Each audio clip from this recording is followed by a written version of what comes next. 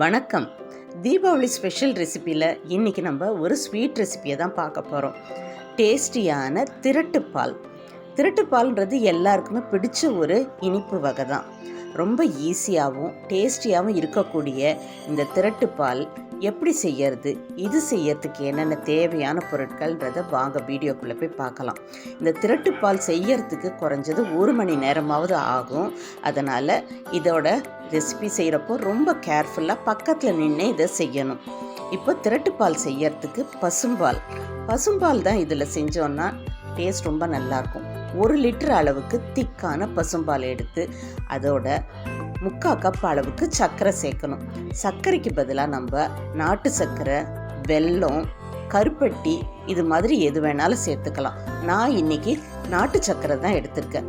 1 litre பாலுக்கு 3/4 cup அளவுக்கு நாட்டு சர்க்கரை, கூடவே கொஞ்சமாக ஏலக்காய் பொடி.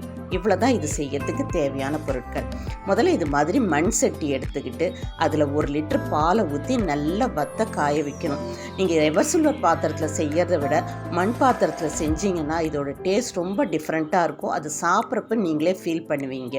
இப்போ பால் நல்லா கெட்டியாகிற அளவுக்கு காய வச்சிட்ருக்கணும். ஸ்டீல் கரண்டியை யூஸ் பண்ணுறதை அவாய்ட் பண்ணிவிட்டு இது மாதிரி மரக்கரண்டியில் செஞ்சிங்கன்னா சூடோ நமக்கு அவ்வளோவா கஷ்டமாக தெரியாது. ஏன்னா ஹீட் ரொம்ப வெளியில் தெரியாத அளவுக்கு இருக்கும் மரக்கரண்டி யூஸ் பண்ணோன்னா. அதனால் மரக்கரண்டி யூஸ் பண்ணுறது நமக்கு ரொம்ப கம்ஃபர்டபுளாக இருக்கும்.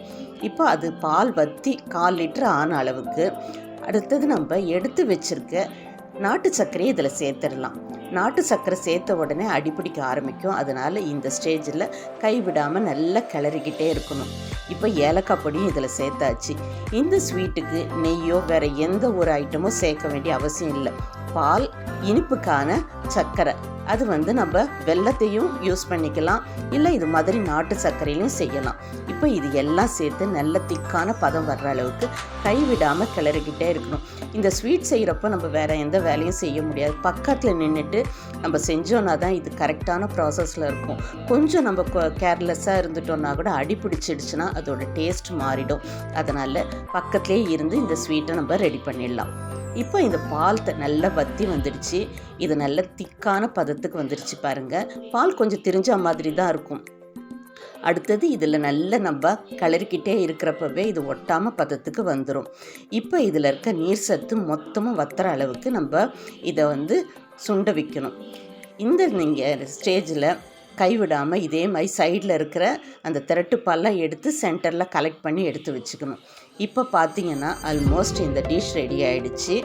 இதில் இருக்க தண்ணி ஃபுல்லாக வத்துற அளவுக்கு நம்ம இதை நல்லா கிளறிட்டு இது நல்லா தண்ணி எல்லாமே வற்றி கரெக்டான பதத்துக்கு வந்ததுக்கப்புறம் வேறு ஒரு பவுலுக்கு ட்ரான்ஸ்ஃபர் பண்ணி எடுத்து வச்சிடலாம். இது நல்ல ஒரு 10லேருந்து 15 நாளைக்கு வரைக்கும் கூட கெட்டு போகாமல் இருக்கும். இந்த திரட்டுப்பால் ஃப்ரிட்ஜில் விற்கணுன்ற அவசியம் கூட இல்லை.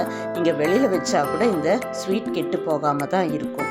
ரொம்ப டேஸ்டியான பாரம்பரிய சுவையில் இருக்கிற திரட்டுப்பாலை ரொம்ப ஈஸியாக எல்லாருமே எளிமையான இந்த டிஷ்ஷை ட்ரை பண்ணி பார்க்கலாம். இது செஞ்சு பாருங்கள். எப்படி இருந்ததுன்றத உங்கள் கருத்தை மறக்காமல் என் கூட ஷேர் பண்ணிக்கங்க. இந்த வீடியோ பிடிச்சிருந்துன்னா நம்ம வண்ணக்களஞ்சியம் சேனலை சப்ஸ்கிரைப் பண்ணதுக்கு மறக்காதீங்க.